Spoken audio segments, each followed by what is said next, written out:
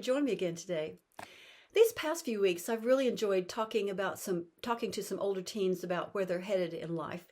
Here in England, they've been getting their uh, results of their grades and trying to figure out where they're going to go. Their grades many times determine where they're going to go and what career path they're going to choose and how they plan to get there. Some of them are happy with their results and some of them aren't. Some of them know exactly what steps they're going to take, and others are still completely vague. And still, some have really no idea at all where life's going to take them or where they want to go or what they want to do. Here in England, they have to choose at 16, really at 14, the classes they're going to take with the idea of where they want to go when they get ready to go to university. And I don't know many 14-year-olds that really know where life's going to take them. At 16, they get their results, and if they don't have the right grades, then they can't go on into university, or they have to go back and take retakes. It's kind of a complicated system, and it can be very stressful for the kids and for the parents. Well, in Genesis, we read about Joseph, and he was a very young man. And if we remember, he dreamed that others, and especially his father and brothers, would bow down to him in the future. Now, that is a big dream for a young man to have. And you know what? I find that each of us really do have dreams for our lives. We probably wouldn't imagine our family bowing down to us, but we do have an idea of what we want our life to be like or what sort of person we want to be. I know when I was a young person, I didn't necessarily know what kind of job I wanted to do, but I knew the image of what I wanted my home to be like, what I wanted myself to be like.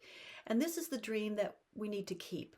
And when I talk to these young people, I talk to them that way. What would God want you to do, be, or be like? Not so much your job, but who you are in your character. And we want to be able to say that we did with our life what we wanted to do as much as is humanly possible. And we do have decisions that we make. I many times tell young people that they make only really two major decisions in life. One is what they do with the Lord, and the other one is who they marry. Those two things are to be eternal. After that, your jobs can change, can't they? Circumstances can change, interests can change. So everything else fluctuates, but those two things stay important. And you know what? Dreams aren't just reserved for the youth. Even older people still have dreams to fulfill, or even new ones that they want to see coming on the horizons. They want to change paths. So let's talk today about keeping those dreams alive. Oswald Chambers said, "When God gives a vision, conduct business on that line, no matter the cost." I really like that statement, and I put it up in my office to remind me each day that when God has given me a vision of what He wants me to do, I need to stay the course. We talked about holding on and holding out and sticking with it, and we need to do that. When God shows us what He wants us to do, be it ministry, be it parenthood, be it our job or career, we need to strive to stay with that. And I know that in my life, God has given visions or dreams, and He has fulfilled them. And I have seen Him answer all the dreams of my life. I have one left, which is to build my own little house, and maybe there's time for that. If not, I can't complain. God has given me the desires of my heart. And God uses dreams.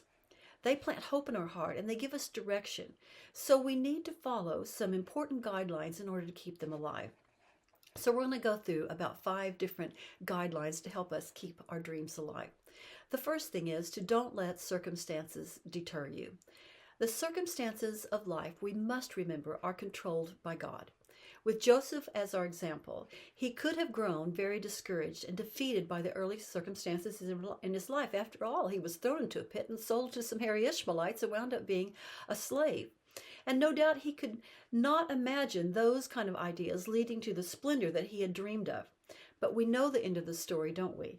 And they were the best circumstances because they placed Joseph in the very place that God needed him to be for the future. So don't look around at your life and say that the place that you are is not the right place. It is the place that God has for you at this time, and it will change in the future.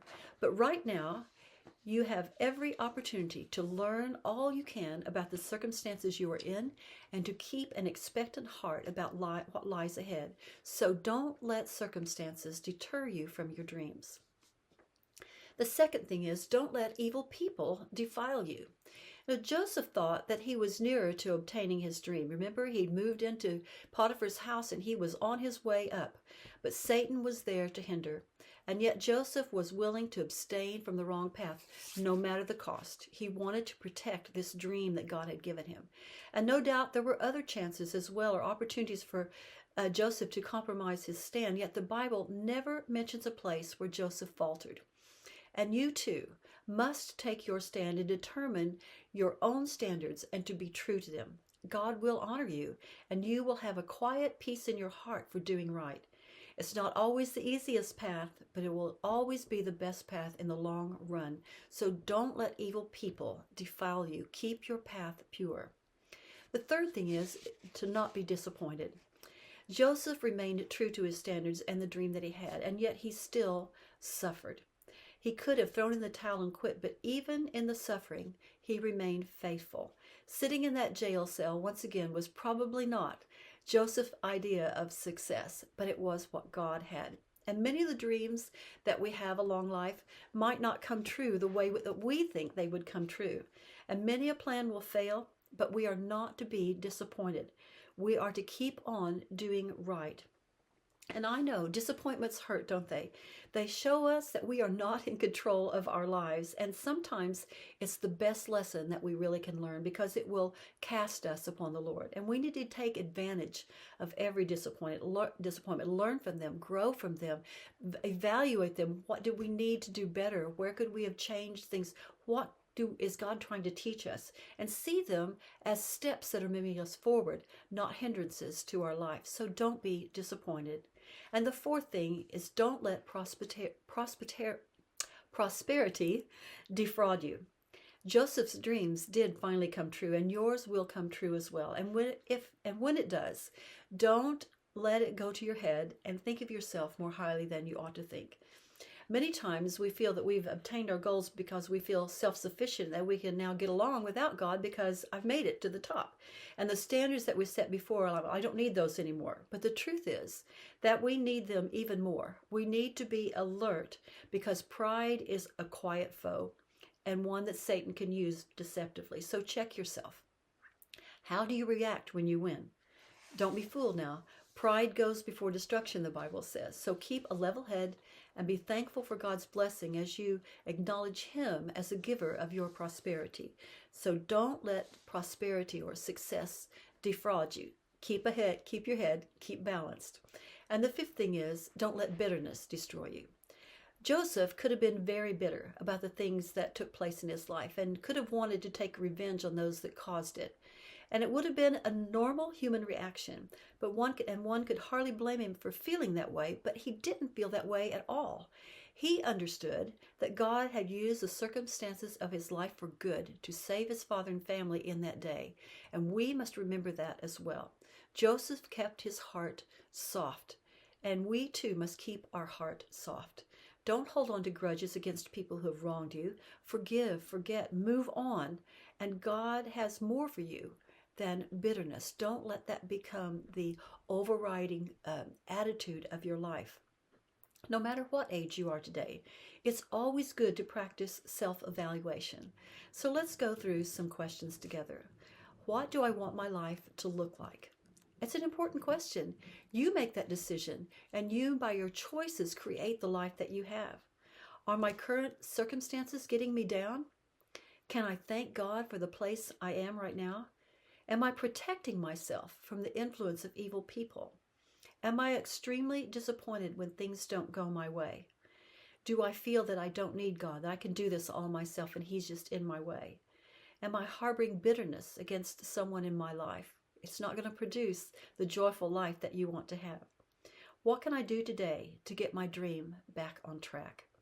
Am I willing to pay the price to see my dreams come true? It does cost. There will be some self-denial. There will be some hard times, but God will give you the desires of your heart if you delight in Him. Oswald Chambers said, when God gives a vision, conduct business on that line no matter the cost. Keep your dreams alive. Yield them to God, and you'll be amazed at what He can accomplish through you and for you. I'll see you next week.